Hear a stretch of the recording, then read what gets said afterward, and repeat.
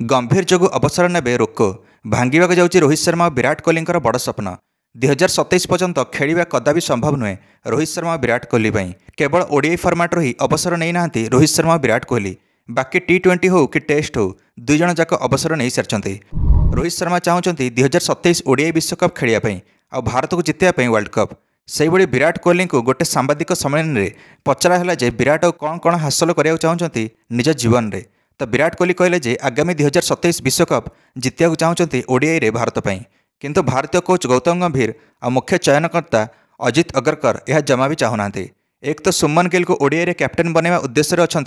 गंभीर अगरकर गंभीर के हिसाब से रोहित शर्मा बयस 40 पर्यंत हो जाइथिबो 2027 विश्वकप रे और विराट का बयस हो जाइथिबो 39। रोहित और विराट जगह युवा खेलाड़ी को स्थायी जगह मिलू बोली ओडीआई विश्वकप रे कहिसेंति गंभीर जमीती कि रोहित जगह यशस्वी जायसवाल को मौका मिलू और विराट जगह मौका मिलू श्रेयस अय्यर को। दर्शक बंधु मैंने यह कहीदे गौतम गंभीर श्रेयस अय्यर को बीसीसीआई कॉन्ट्रैक्ट पुनर्बार चालू करा जाऊ कारण बर्तमान तांकर बीसीसीआई कॉन्ट्रैक्ट रद्द कराई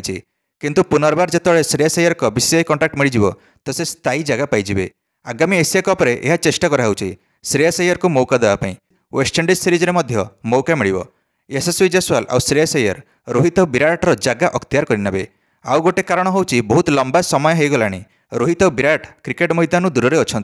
मार्च मसर शेष थर पर चैंपियंस ट्रॉफी रे दुई जन खेली तापर देखा दर्शन ना तापर तो टेस्ट अवसर नेले बाध्य कराई अगस्ट कमबैक होबार थिला दुई जनकर कारण ओडीआई सीरीज थिला बांग्लादेश विपक्ष में किंतु रद्द होगला यह सीरीज बांग्लादेश रे राजनीतिक अस्थिरता जो रद्द होगला भारत बांग्लादेश ओडीआई सीरीज तापर अगस्ट श्रीलंका सहित ओडीआई सीरीज थिला एईटा भी रद्द होगला श्रीलंका बोर्ड बातिल करदेला कारण दर्शक बंधु मैंने सेप्टेम्बर एशिया कप अच्छी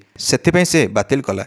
जिते समय गड़ुची आगू से अधिक अड़ुआ सृष्टि होची विराट और रोहित इंग्लैंड टेस्ट सीरीज पूर्व हठात कि रोहित ठारू अधिनायक पद हटाला कारण तांको बाध्य कराला अवसर नापाई। यह हूँ बड़ उदाहरण जे गंभीर अगरकर चाहूना रोहित को टीम रखापी ता 2 दिन पर विराट भी अवसर नहीं गले टेस्ट्रु यही अवसर नवा घटना समस्त को आश्चर्यचकित करदेला। गंभीर अगरकर कहले जे विराट और रोहित योग्य नुहे टेस्ट खेलियापी तांको जगह ना टीम रे T20 और टेस्ट अवसर नेलापर एबे केवल ओडीआई फॉर्मेट रोहित और विराट अवसर नहीं ना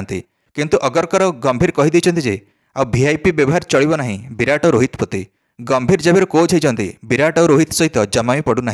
चैंपियन ट्रॉफी रे गंभीर चाहूले जे हार्दिक पांड्या उप अधिनायक हूँ और संजू सैमसन विकेट कीपर किंतु रोहित और अगरकर चाहूले सुमन गिल उप अधिनायक हूँ और ऋषभ पंत विकेट कीपर।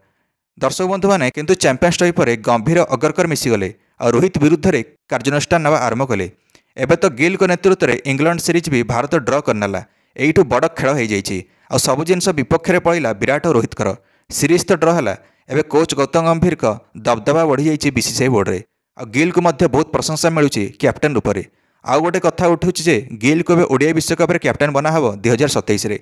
एबे वेस्टइंडीज तापर आसो खेलिया टेस्ट सीरीज एशिया कप पर जोठी जदि सुमन गिल नेतृत्व में भारत जीति जाऊँगी सेमितिर संभावना अधिक बढ़ीज सुमन गिल को ओडीआई कैप्टेन बनवाई आमती हेले खंडा बुलीज विराट कोहली और रोहित शर्मा क्रिकेट कैरियर उपर और जदि एमती हुए प्रथमे रोहित शर्मा अवसर नेबे तापर विराट कोहली कारण थरे अधिनायक दायित्व हाथरू गला माने टीम रे जगह मिलवा मुस्किल। सेमिति भी गंभीर कहीदे जे टीम रे केही भी वीआईपी नुहे सबू सामान। इंग्लैंड रे भारत जितला पर गंभीर कही गोटे बड़ कथा ड्रेसिंग रूम रे कही बहुत बड़ बड़ खेली आसवे बहुत बड़ बड़ खेली जीवे किंतु भारत ही सब बड़े जितिया दरकार किए आसू किए न आसू यह इंगित कराइला रोहित शर्मा और विराट कोहली प्रति। अन्यपटे ऑस्ट्रेलिया क्रिकेट बोर्ड विराट और रोहित पर स्पेशल गोटे फेयरवेल आयोजन कर ऑस्ट्रेलिया ओडीआई सीरीज रे जहाँकि अक्टोबर मासरे खेल भारत जीव ऑस्ट्रेलिया गस्तरे कारण ऑस्ट्रेलिया बोर्ड हिसाब से यह शेष ओडीआई सीरीज हो पारे से 2 जनक फेयरवेल आयोजन कर किंतु गंभीर कहले फेयरवेल सपक्ष में नहांती गंभीर हिसाब से केवल देशपाई खेल आ समय आसिले निज स्थान को बलि पकाओ युवा खेलाड़ी फेयरवेल नामक किसी जिनस रहा कथा नुहे भारत क्रिकेट रे केवल महान सचिन तेंदुलकर को फेयरवेल दि जाइथिला तापर कौन भी क्रिकेटर फेयरवेल पाई नाहांती गंभीर निजे मध्य फेयरवेल पाई नाहांती जेतेबेले से अवसर नहीं एपरी अनेक दिग्गज खेलाड़ी अच्छा जहाँ हठात हटाईगला टीम रु जहाँ विषय से निजे अवगत नथिले आ फेयरवेल मैच तो दूरर कथा। आपण मान मंतव्य कौन अच्छी रोहित रहा दरकार कि ओडीआई कैप्टेन भारतर 2027 विश्वकप पर्यंत ना सुमन गिल को नूतन कैप्टेन बनया दरकार ओडीआई विश्वकप 2027